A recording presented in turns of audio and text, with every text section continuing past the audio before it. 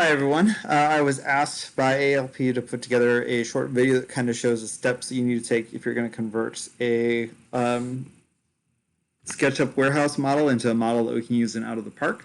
And so he asked specifically for one that uses Hammond Stadium, but I think that these tips will work with any stadium that you decide you want to make useful in Out of the Park baseball.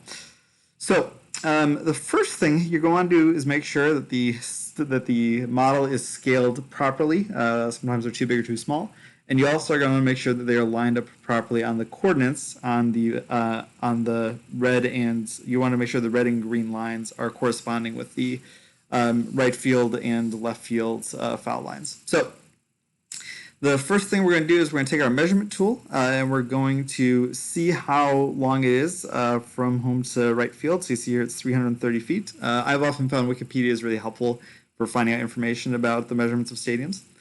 So I'm going to go here to the origin point. I'm going to then type in 330 because in feet, because you can do that in SketchUp. It took me a while to figure out that I could actually type in specific measurements, but it saves a lot of time when you start doing that.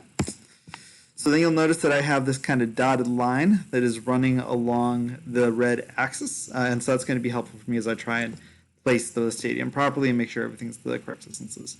So the next thing I'm going to do is I'm going to start moving the model towards that axis point so I can make sure it's lined up properly. And I'm going to make this whole thing a group, because that will then allow me to move the whole model as one piece instead of having to worry about things kind of shifting around on me. So and then I'm going to click that tool because that's how you move stuff. And I found that it's often helpful to like keep moving it along the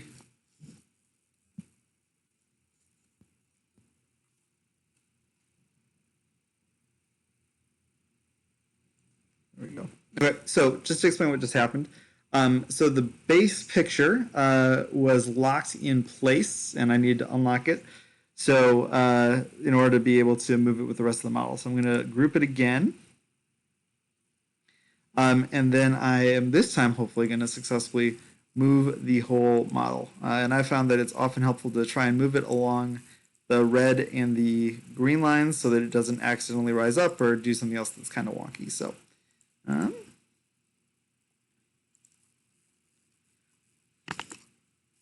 I want to get it as close to home plate as possible. There we go.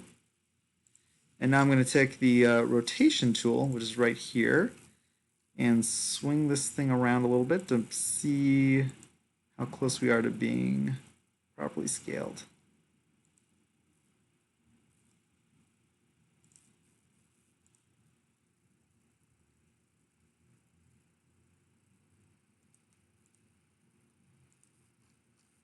Okay.